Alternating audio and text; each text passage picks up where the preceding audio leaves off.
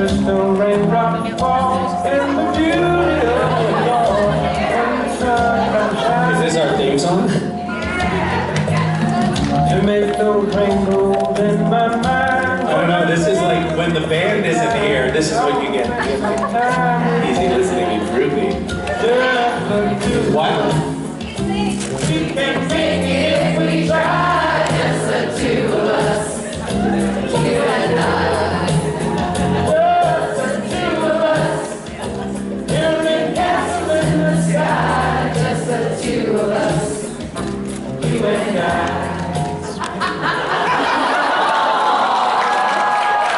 We just need a sunset. Yeah, so that was a romantic start to this. It's good. We're all kind of tired. We can just like Just cuddle. This will turn into a cuddle party. That's right. We just sing a serious lullaby.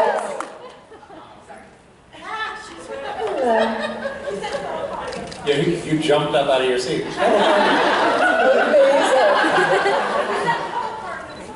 I did. I know. And you jumped up and started taking your clothes off. That's my job.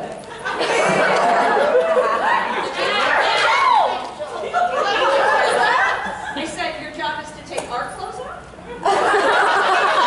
Well, this took a quick turn. Are you surprised though? Well, it was actually consensual. My creation gets angry with us. I said to take their clothes off. It's the gold panel. We thought this was what happened in Gold Panel. We've never been in one before. Yes, you have. Extra four.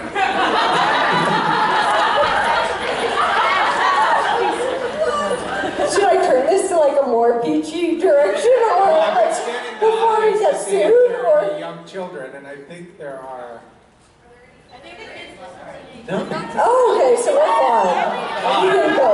We can finally talk about sex. You first.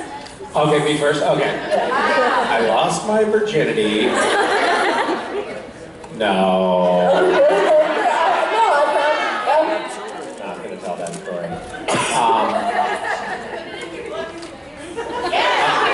Put it in the book that you were talking about? Great. That'll be the, that's how it starts.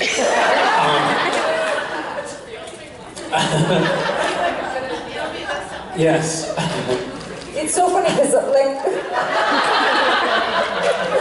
Yes? So the thing I was thinking. You want to? I mean, you want to start with? This just turned into Truth or Dare and Spin the Bottle.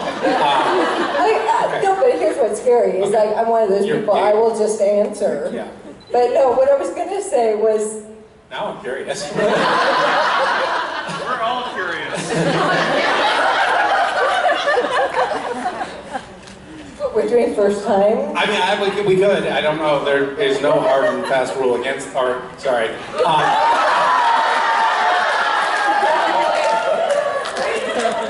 So yeah, hard and fast, but. Okay, we should probably. I mean. Yeah, no, so what I was, the segue I was going to make, the really appropriate segue was, earlier, I got really excited, now it's going to all sound well. You got excited. Speaking of hard and fast, I got excited. Yes, go on. When you said the factoid about the mouse, because I'm just such a geek that like I actually worked at a zoo for a while. I love those kind of facts, but now it sounds like I'm talking about bestiality. Please talk about mice some more, Misha. I don't know if I have many more factoids about mice, but I can tell you that my daughter Mason is she's decided that her favorite animal is the bat. Which is a flying mouse, basically. And They actually can make good pets. Wow. And what? They eat bugs, I know. They don't eat people. That's not true. They're They're amazingly cuddly, but they can carry diseases. Okay, well, I'll just choose to And their call poo is something else. worth a lot of money sometimes. Bat guana because of, it has some good qualities. What? It's good for fertilizer. Oh, yeah. Plant fertilizer. Well, I don't know if you guys know this. Yes, I mean, in World War I, they sent all kinds of Navy vessels to the Galapagos Islands and far-flung places like that to collect bird shit because they used it to make explosives. Because it had a lot of phosphorus in it? Nitrogen? Damn, I don't know. Nitrogen, It had a lot of explosiveness in it. One of the underlying causes of World War I was the scarcity of bird shit. I love how all over the map we are. This is amazing. We were like first time and batshit. Or batshit crazy. Maybe that's where that expression came from. This is a panel to remember. Yes. Let's try to forget it though. As representatives of Random Acts, we are here to tell you about our first time.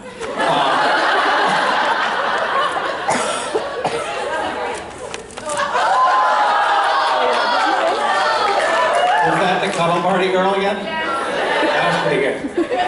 Did you hear? What was that? Was it a random? She said, was it a random act?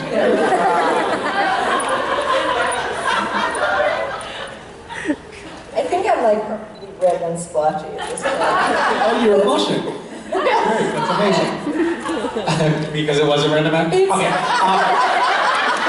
This is what, like, no, my siblings used to do, like, they would know when I was either embarrassed, upset, or turned on, because I got Irish skin. That's something that you don't So want you your know I siblings to want know. Should we if we ask them to ask us questions, maybe it can get us Okay, back on track. please, help us. Yes. Hi, I'm Valerie. Hi, Valerie or Mallory? Valerie. Hi, with me. Valerie. So speaking of random acts, this is actually kind of a question. Sorry, I'm really nervous. I'm not. My chest is lying to you. So it's made a really big impact in my life, and it's caused me to like reflect and think about how I go about my day to day. And I was just wondering like how it's changed your guys' life, or if it's like made you rethink how you go through life. No. You want me to start? No, we'll roll back to genuine, like, genuinely, it has changed my life in every way, so much for the better. I've never been happier, more at peace, or existence has never felt more correct to me than getting to do this job. It's in the community, it's in working with all of you. So a hidden gem about Random Acts to me is that it's not just about the good that we do in the world, it's about the way we change each other and the way we change ourselves by just knowing that you belong and you're of service, and that's the most empowering thing. So that's what I get to see every single day now, is I watch all of you changed and empowered by being able to do something that's important in the world. And I feel like it's revolutionary because we're literally like, we're getting to stick our middle fingers up, so to speak, at society and the status quo and everything that tells us, no, it's not supposed to be a kind world. It's a tooth and claw, look out for yourself only kind of world. And we're saying, no, I'm just gonna be nice and be good to someone for no reason. I love the fact that I'm not going to make any money off of that. I just want to make the world better. And I think that that changes society forever. So, yeah, that's me. If we could only figure out a way to monetize that, we'd be set. Totally. That's the plan. I think there's you know, a growing body of science supporting the experiment that we're on in terms of happiness.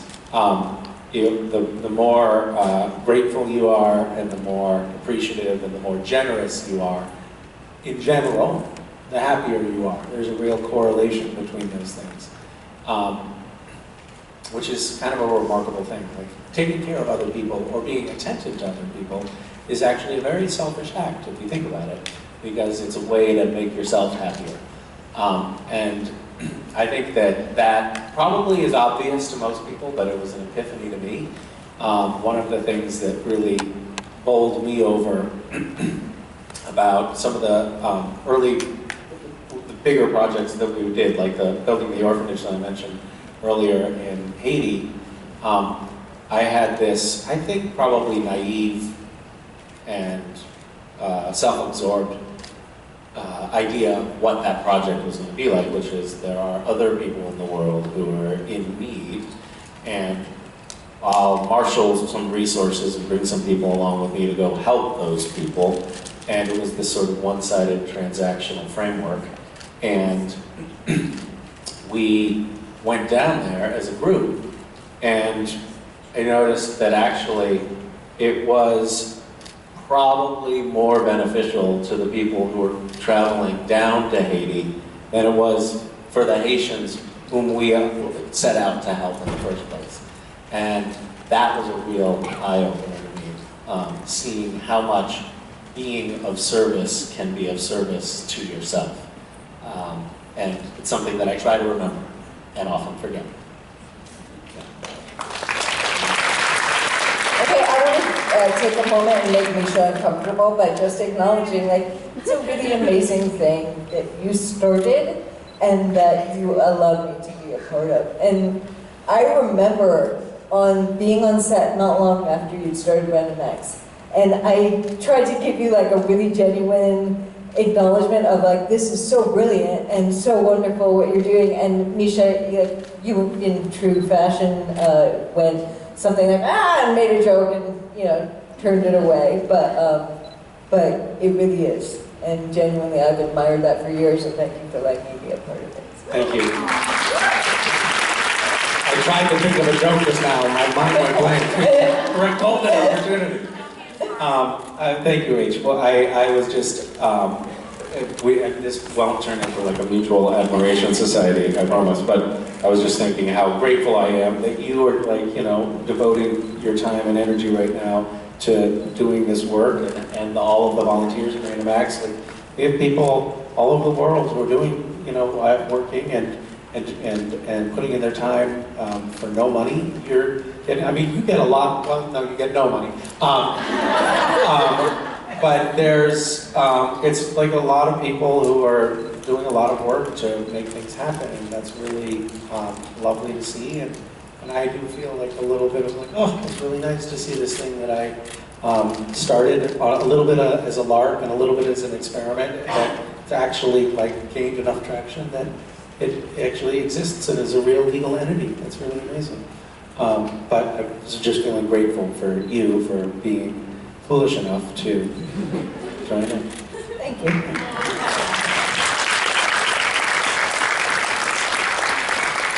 No.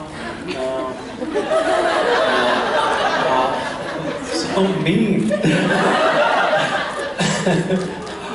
I'm so letting you do this. You know, like, so I used to be in on every hiring at Random X, and I took myself off because I cannot stand not hiring everyone. I wrote like, yeah, I can't do it. So all of you. You in the blue shirt back there, yes. So obviously,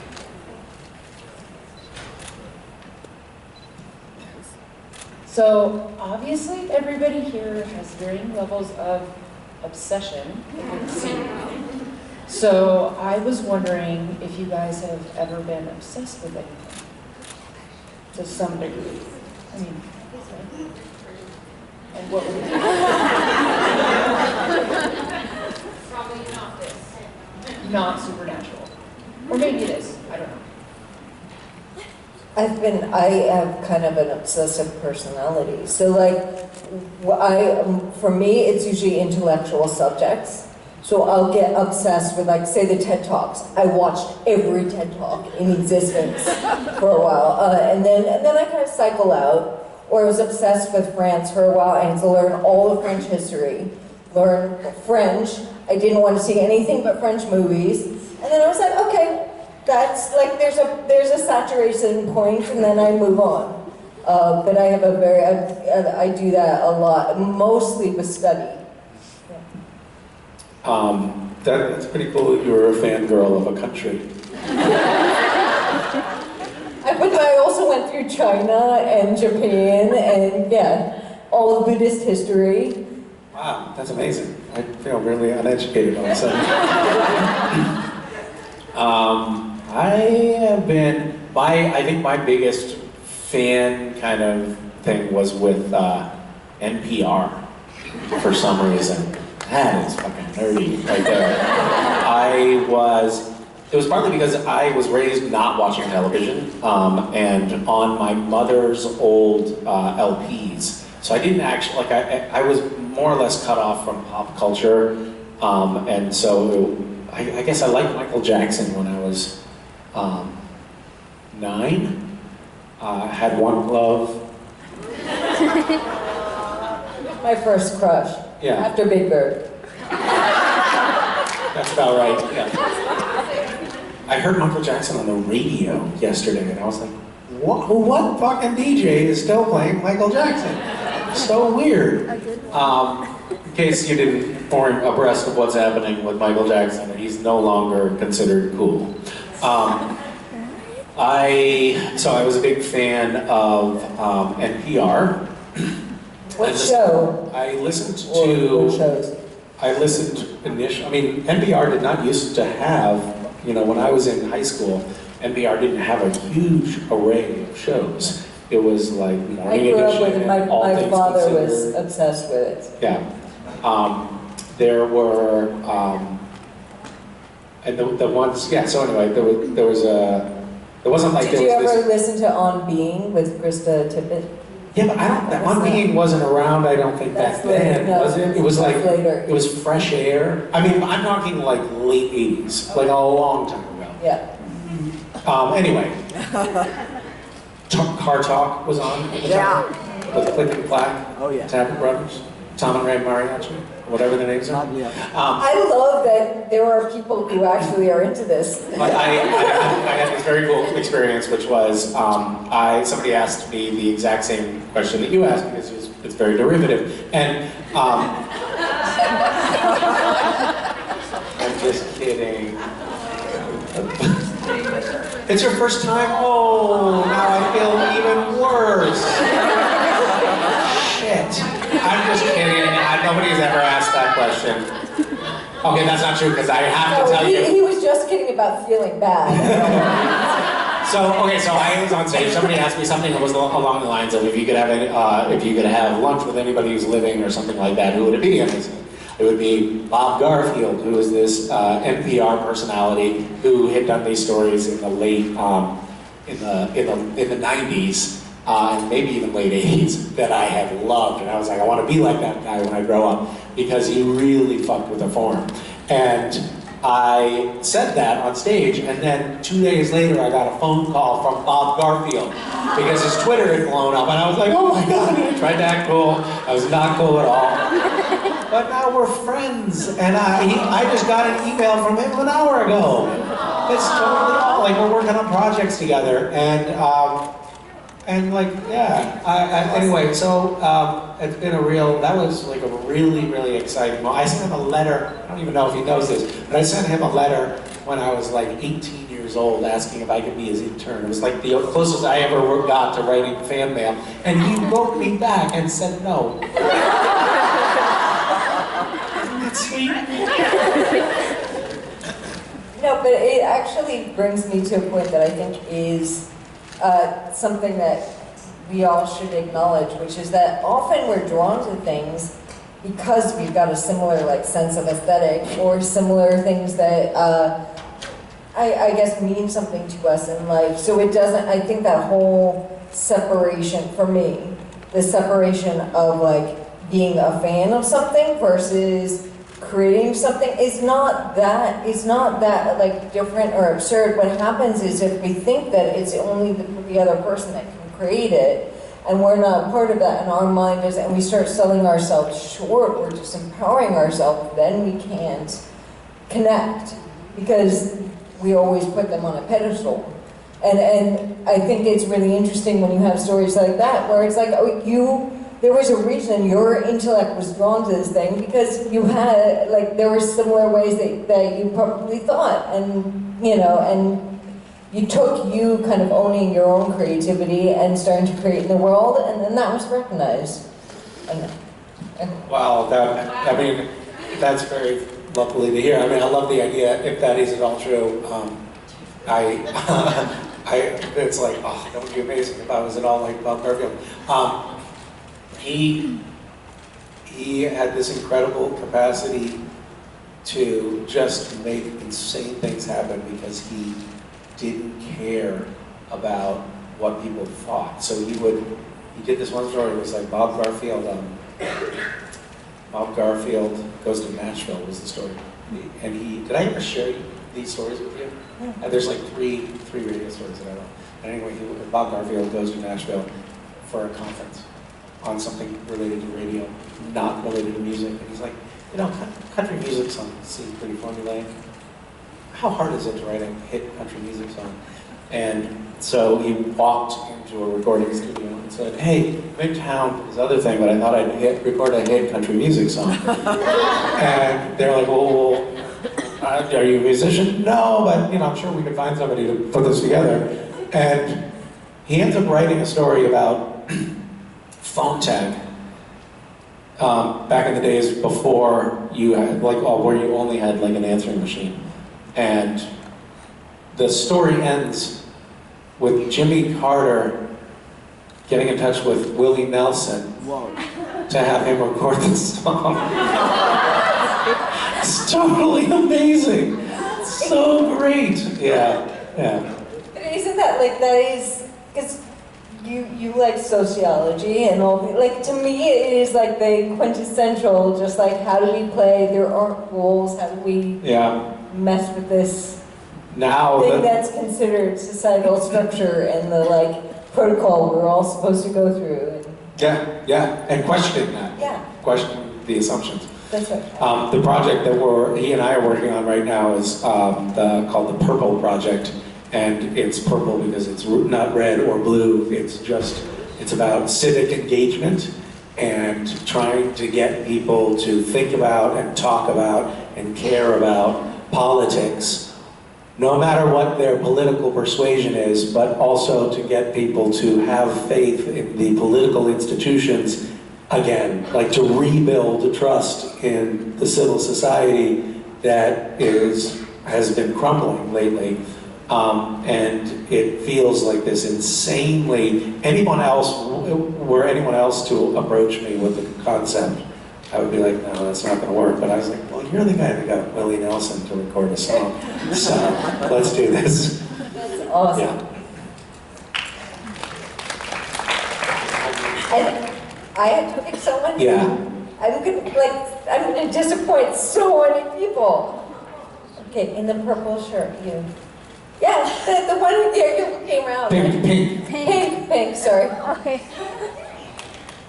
No, you that are still looking around, it was you. You have a... I promise, I'm picking you. Okay. Pink and purple. So I'm like, I'm wearing pink.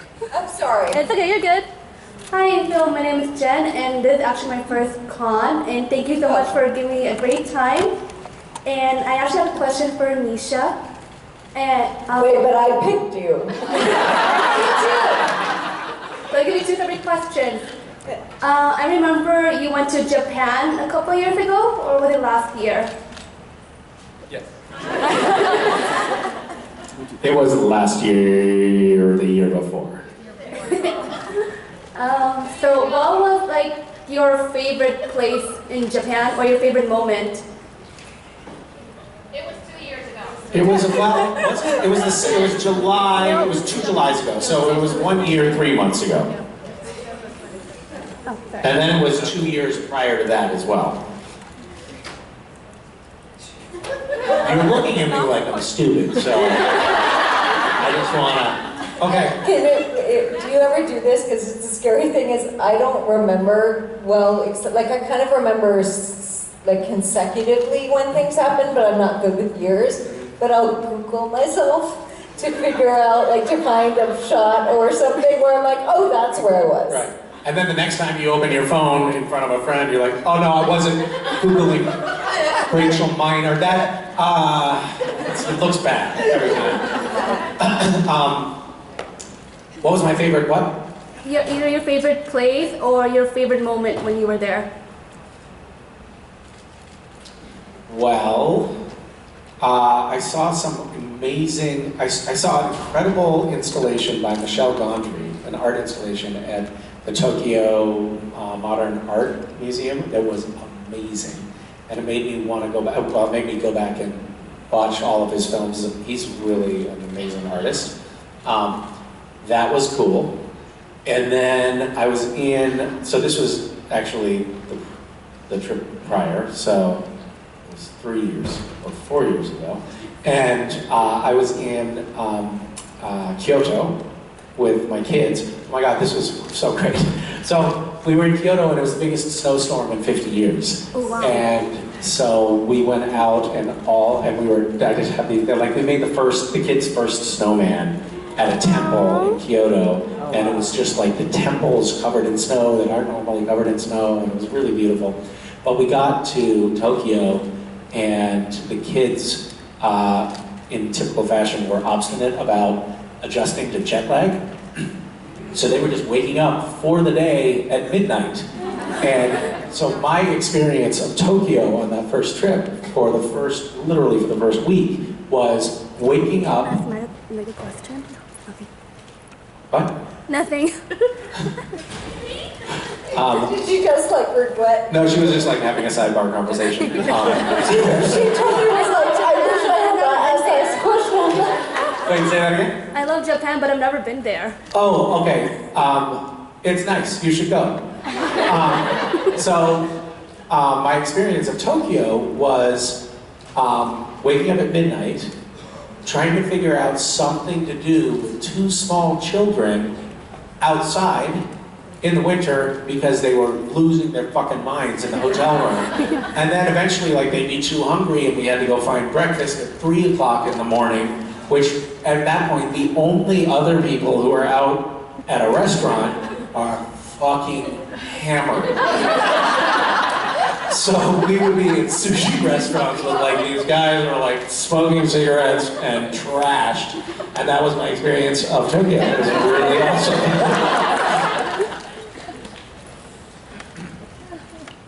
Yes.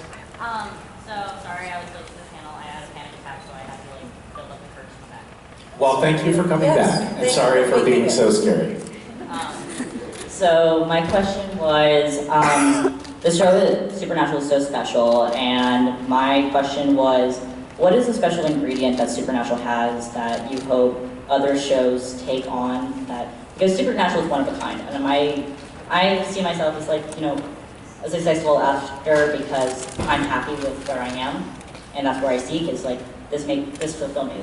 So I'm hoping to find a project like Supernatural, and I'm wondering how did this come to be, and how would I be able to hopefully bring this on to other shows? How would what come to be?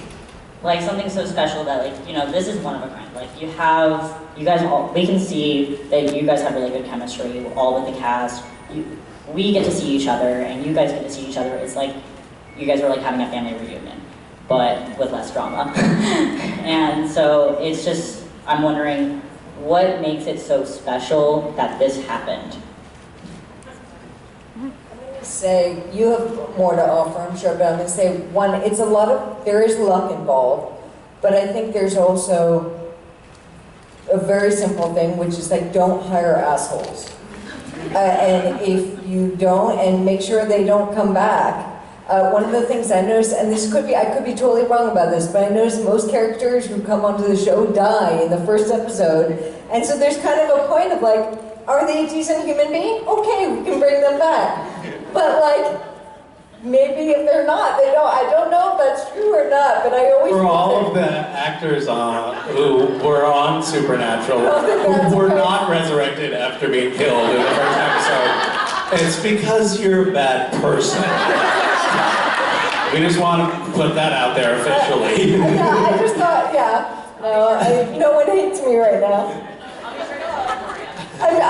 I'm evil. No, but I do think there is something to, like, I've never seen a cast and crew with this many kind, decent human beings.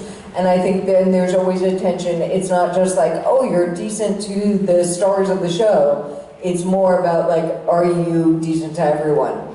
And it's like, it's a group with a high capacity for caring and empathy and there's not a lot of ego. And there's a willingness to have a sense of humor about self. And I don't know, I guess that's established from the top down early on. But in terms of like creating that like magic combination, I don't know other than being aware if you don't have it, if there's someone who's like trying to sway things in a negative direction, not going that way, no matter how much someone tries to sell you on it. And I guess the hope is when I see something like this show be as successful as it is, that then becomes something people can use as an example in the future. I don't know. I think also there's something to these. I mean, obviously your question is unanswerable because there's a million things that go into it, many of which are like just luck or this admixture of chemistry and storyline that happened to resonate with a certain moment and the fact that there was nothing else to watch. But I think one thing that I think there were a lot of little steps that we lucked into, and one of them was the convention circuit and how we happened to randomly choose to interact with fans at conventions. I think maybe it was because none of us watched sci-fi shows or went to conventions or talked to people who did, so we didn't know how we were supposed to act. And so we did something unusual and quickly developed a dynamic with the fans at conventions that doesn't, I don't think, follow the normal template. Like it feels like we're, more connected. And because you're also decent enough human beings to actually want to connect. I'm just going to throw that in. He's not going to take it, but I'm going to throw it. But I think that that's been a factor because this community that we have developed feels unusual in and of itself, and I think that in turn has fed the show and helped the show have longevity that it wouldn't have otherwise had, which has in turn fed the convention circuit because now it feels like we've known each other for so long that even though we don't really get along, we have to treat each other like family because we literally, I mean, it's so bizarre now meeting people I just met somebody yesterday who was 14 and looked much older, whose mother had been watching the show when she was breastfeeding the child. I maybe hyperbolized with the breastfeeding, but it's a better image. Oh, so there is a child in the room. Shoot, thank God we didn't talk about first times. Now, are you 14 or 16? You're 14. Would you mind standing up, the two of you? I'm sorry to put you on the spot. And in fairness, you didn't talk about breastfeeding, I don't know, but if you weren't, you should have been. So, how old were you when your mother, actually, let me ask the other way around. Mother, how old was your daughter when you started watching Supernatural? I watched it the night it aired. She No. was 11 months. She was 11 months. So you were breastfeeding, probably, possibly, doesn't matter. So you were 11 months old and your mother was watching the show. So for you watched Jared and Jensen grow up while your daughter went from infancy to maturity. And then you started watching the show at some point How old were you? Just like 12 or 13. 12 and 13, thank God. That's such a respectable age to start. But that's kind of an incredible thing, and you can't like say, you know what I'm going to do on my show in order to make it successful. I'll have it last 14 or 15 years, and that way the audience can be intergenerational and get to know and love the characters over time. But I think that's a really special thing that's probably not going to happen for you. I hate to say it, I'm sorry. No, I want this to keep going. Oh, this to keep going? Yeah, like history repeats itself. Wouldn't it be amazing if, like, your children were watching Supernatural, and the three of you came to a convention, and I'm on, like, a ventilation machine? Wouldn't that be amazing?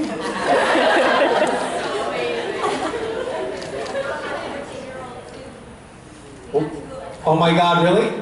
How old were you when you started watching 17-year-old? Oh, you're 14? Oh, you're 17. Yeah. Wait, so how old were you? Were you watching the show from the beginning? No. You weren't? No, I was watching the show. So when she was born, you were watching the show? Holy shit! Did you guys plan this? This is really weird. And how about you? When did you start watching? A couple months ago, but I watched all through some pictures, so I like watched it. Also very responsible. This is remarkable. Wow. That's so weird. I don't know, but also like I feel so old. it's an amazing thing, and so many, because like I'm sure you meet, like there's so many families that share this, that actually it's something that they all love, brothers and sisters and siblings, and like that's a very, very special thing. I think, I guess, like in terms of what you're saying, it's also clocking that this is something we want to create, and you do have the ability to create it. So I don't, yes, it is a magic scenario, and scratch the things I said, because I don't know, I'm trying to like make some sense of it, but it's like, it doesn't matter if it was just a magic equation. What matters is we can go forward into the future and say, hey, that worked. That was a really cool thing. Let's try to create more of that. We can create, whether it's communities or films or whatever, we can create communities that are that kind. We can create groups that are, that where caring about each other does matter. And I think that is something that we can't take away. And we will continue to do these conventions. They'll come, you guys will come, we will keep doing them. Let's give it up for Misha Collins and Richard Marner.